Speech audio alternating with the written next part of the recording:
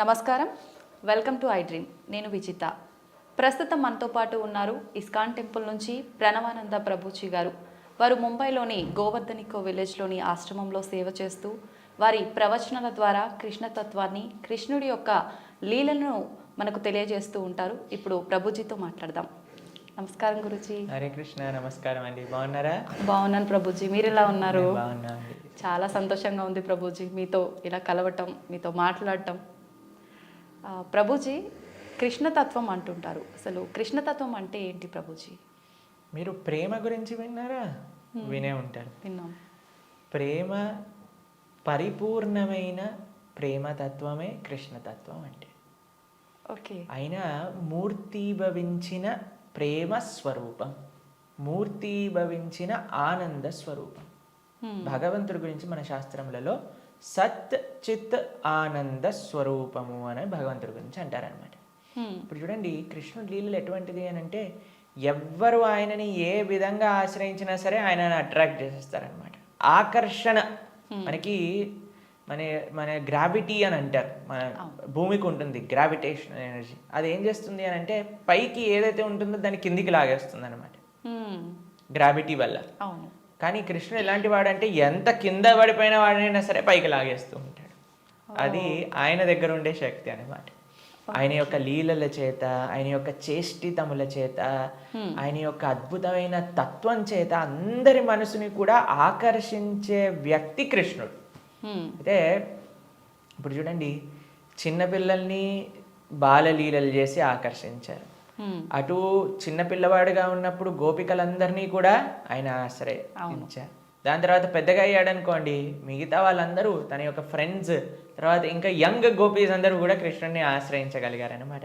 దాని తర్వాత కంసాదులందరూ కూడా కోపంతో అయినా సరే నిరంతరం కృష్ణుడి గురించే ఆలోచిస్తూ ఉండేవారు, కృష్ణుడి గురించి ఆలోచిస్తూ ఉండేవారు. మిగతా భక్తులు, నారదాది భక్తులందరూ కూడా ప్రేమతో కృష్ణుడిని ఆశ్రయించారు. అర్జునుడు లాంటి వాళ్ళు ఫ్రెండ్షిప్తో కృష్ణుడిని ఆశ్రయించారు. కాబట్టి ఏ విధంగా చూసినా సరే అందరినీ కూడా తన యొక్క మ్యాజిక్లో పెట్టేసేవాడు అనమాట కృష్ణుడు అని అంటే.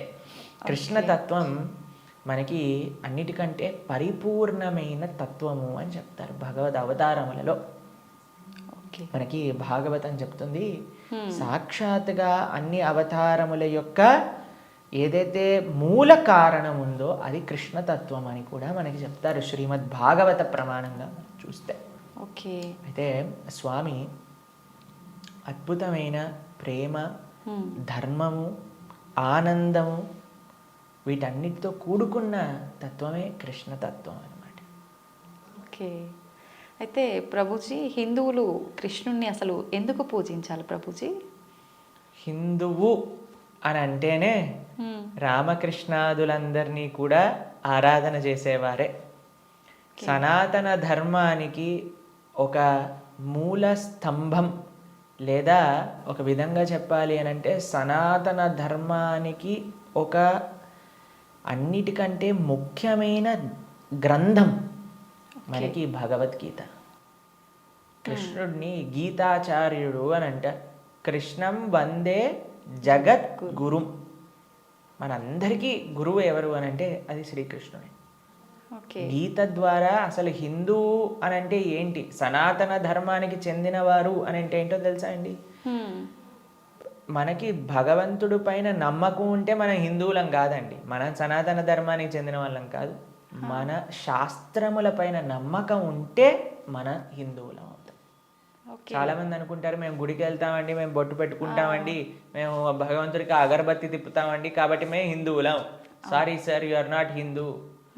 మనం ఎప్పుడైతే గీత, భాగవత, రామాయణాదులు అన్నిటినీ కూడా ఒప్పుకుంటాం అప్పుడు మనం హిందువులం అవుతాం అన్నమాట. ఎందుకంటే మనకి భగవంతుడి గురించి ఎలా తెలిసిందండి? మీ కృష్ణుడు ఉన్నాడు అని ఎలా తెలిసింది? భాగవతం నుంచి తెలిసింది. రాముడు ఎలా ఉన్నాడు అనేది తెలిసింది రామాయణం నుంచి తెలిసింది. మనం రామాయణము, భాగవతము, భగవద్గీత, ఉపనిషత్తులు, వేదములు వీటిని ఒప్పుకున్నప్పుడే మనం భగవంతుడికి నమ్ముతాము అని మనకి ఆచార్యులు చెప్తారనమాట. కాబట్టి ఆస్తికత అని అంటే గ్రంథములపైన నమ్మకం పెట్టడం, మన శాస్త్రములపైన నమ్మకం పెట్టడం, మన ఆచార్యులపైన నమ్మకం పెట్టడం. కాబట్టి మనందరికీ ఎవరైతే కృష్ణుడు భగవద్గీతలో ఒక విషయం చెప్తారు, ఏంటో తెలుసా అండి? అహం బీజ ప్రదాపిత అని అంటారు. మనందరికీ తండ్రి ఆయనే. మనందరం కూడా మమై వాంసో జీవలోకే జీవభూత సనాతన అని అంటారు గీతలో. మనందరం కూడా కృష్ణుడి యొక్క అంశములు, చిన్న tiny part and parcels of Krishna అని అంటారు.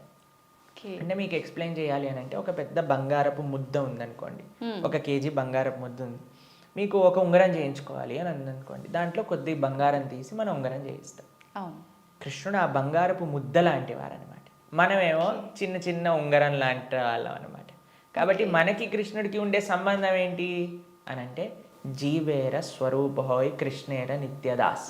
మనందరం భగవంతుడి యొక్క దాసులం, భగవంతుడికి సేవకులం అనమాట. కాబట్టి ఆయన సేవ చేయకపోతే ఇంకా మనిషే కాదు కదండి. దుర్లభో మానుషో దేహో తదపి దుర్లభమర్థతం మనుష్యత్వం ముముక్షత్వం వైకుంఠ ప్రియదర్శనం. ఈ మానవ జన్మ లభించిందే భగవంతుని తెలుసుకోవడానికి. కాబట్టి ఆ భగవంతుడి ఆరాధన అనేది ప్రతి ఒక్కరూ తప్పకుండా చేయాలి. మన సనాతన ధర్మంలో కృష్ణ రామ ఆ యొక్క సేవ, వాళ్ళ యొక్క తత్వాలను మనం శ్రవణం చేయటం, వాళ్ళకి సేవ చేయటం అనేది చాలా ముఖ్యం. కాబట్టి ప్రతి ఒక్కళ్ళు కూడా చక్కగా కృష్ణుని ఆశ్రయించాలి, కృష్ణుడి యొక్క భక్తి చేయాలి. ఓకే. అయితే ప్రభుజీ, కృష్ణుడిని ఆరాధించాలంటే కృష్ణుడి విగ్రహం అనేది మనం ఇంట్లో పెట్టుకొని ఆరాధించాల్సి ఉంటుందా గురూజీ? అసలు ఎందుకు పెట్టుకోవాలి కృష్ణుడి విగ్రహాన్ని? కృష్ణుడి యొక్క విగ్రహం ఎందుకు పెట్టుకోవాలి అని అంటే, మనం మీకు ఒక విషయం చెప్తానండి. మీకు చాలా ప్రేమ ఉన్ని వ్యక్తిలోని ఎవరైనా ఉన్నారనుకోండి, మీరు ఏం చేస్తారు? మా కాలేజ్లో మేము ఇంజనీరింగ్ చదువుకునేటప్పుడు చూసేవాళ్ళం అనమాట. ఎవరికైనా గర్ల్ ఫ్రెండ్ బాయ్ ఫ్రెండ్ ఉన్నారనుకోండి, వాళ్ళు ఏం చేస్తారు తెలుసా? స్క్రీన్స్ ఎవరిపైన వాళ్ళు ఫోటో పెట్టుకునేవారు అనమాట. అదే అడుగునే, అరే వీళ్ళెవరు అంటే, వీళ్ళు నా గర్ల్ ఫ్రెండ్, వీళ్ళ బాయ్ ఫ్రెండ్ అని చెప్తూ ఉండేవారు. తర్వాత మేము ఎప్పుడైనా వాళ్ళకి రూమ్కి వెళ్ళాం అనుకోండి, రూమ్లో కూడా వాళ్ళ ఫోటోలు ఉండేవి. దాని తర్వాత ఎక్కడ పర్సులో చూసాను, పర్సులో కూడా వాళ్ళ ఫోటో ఉండే. మనం ఎవరినైతే ప్రేమిస్తామో వాళ్ళ యొక్క చిహ్నాలతో మన అందరినీ నింపేసుకుంటూ ఉంటాం కదండి. అవును ప్రభుజీ. కాబట్టి మనం భగవంతుణ్ణి ప్రేమిస్తున్నాము అన్నప్పుడు భగవంతుడి యొక్క అవే మన దగ్గర ఉండాలన్నమాట. ఇప్పుడు చూడండి, మేము స్వామి ఆరాధకులం. మా స్క్రీన్ సేవర్లో చూడండి, మీకు కృష్ణుడు కనిపిస్తాడు, పార్థసారథి. ఇక్కడ లోపల తీసిన మా ఆచార్యులు కనిపిస్తారు. కాబట్టి ఎక్కడ ఉన్నా సరే కృష్ణుడితో మనం నింపేసుకుంటాం అనమాట. కృష్ణుడు మనకి ఎల్లప్పుడూ గుర్తుండాలి. చాలామంది అంటారు, ప్రభుజీ మాకు కృష్ణుడు గుర్తు రావాలి, రోజంతా మేము కృష్ణ స్మరణలో ఉండాలి అని అంటే, భగవంతుడి యొక్క నామం జపం చేయటం, భగవంతుడిని ఆరాధన చేయటం అనేది చాలా ముఖ్యం. ఓకే. కాబట్టి ప్రతి ఒక్కళ్ళు చాలామంది భయపడిపోతూ ఉంటారు, ప్రభుజీ ఇంట్లో విగ్రహం పెడితే ఆయనకి 3 పూట్ల నైవేద్యం పెట్టాలా అని అంటే, మరి స్వామి మనకి తినడానికి తిండి ఇచ్చింది, మీకు శరీరం ఇచ్చింది, పీల్చడానికి గాలి ఇచ్చింది, చూడడానికి కన్నులు ఇచ్చింది, శక్తిని ఇచ్చింది, మనసునిచ్చిందేమో ఆయనకు పెట్టడానికి మనకి పెద్ద బాధ.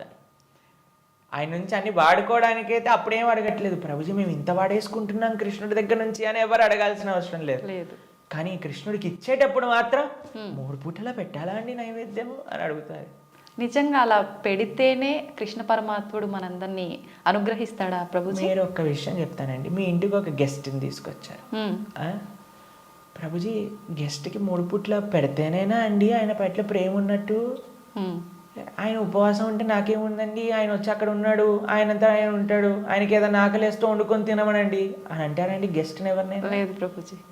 రాగానే మీరు ఇప్పుడు నేను రాగానే నన్ను టీ తాగుతారా కాఫీ తాగుతారా అని అడిగారా?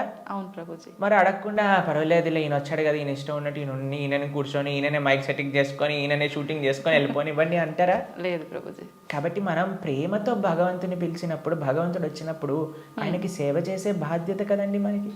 అవును. ఆయనకేం కావాలని కాదు, కానీ మనకు ఆయన పట్ల ఉండే ప్రేమను వ్యక్త చేసుకోవడానికి మనం సేవ చేసుకోవాలి. ఇప్పుడు ఆయనకి రావాల్సిన అవసరం ఏముందండి? మీరు ఇందాక అన్నారు, ప్రభుజీ మీరు వచ్చినందుకు చాలా సంతోషమైంది అని. కాబట్టి మనము మనలాంటి ఏదో చిన్న వ్యక్తి ఒకళ్ళ దగ్గరికి వెళ్తేనే మనం సంతోషపడుతున్నామే, అఖిలాండ కోటి బ్రహ్మాండ నాయకుడు మన ఇంటికి వచ్చాడు ఒక విగ్రహ రూపంలో మన సేవ స్వీకరించడానికి అని అంటే ఎంత ఆనందంతో మనం స్వామిని స్వీకరించాలి చెప్పండి, ఎంత విశేషంగా స్వామిని ప్రేమించాలి చెప్పండి. అవును ప్రభుజీ. మన ఇంట్లో భగవంతుడు అంటే ఒక వ్యక్తి, ఆయన మన దగ్గరికి వచ్చారు, మనం పిలిచి నమ్మకంతో వస్తే అక్కడ ఉంటాడు. కృష్ణ అనగానే స్వామి అక్కడ ఉన్నారు. ఇప్పుడు మనం ఏం చేస్తాం, భగవంతుడి యొక్క పూజ అంటే పెద్ద ఏదో వీళ్ళు అనుకుంటారు ఒక ఎక్స్ట్రా బాధ్యత మా తలపైన వేసేస్తారని. కాదండి, ఈజీ. ఇప్పుడు నేను వచ్చాక మీరు ఏమన్నారు, రండి కూర్చోండి, నీళ్లు తాగుతారా, ఏదన్నా తీసుకుంటారా, అవును. అంతే భగవంతుడి ఆరాధన. హ్మ్.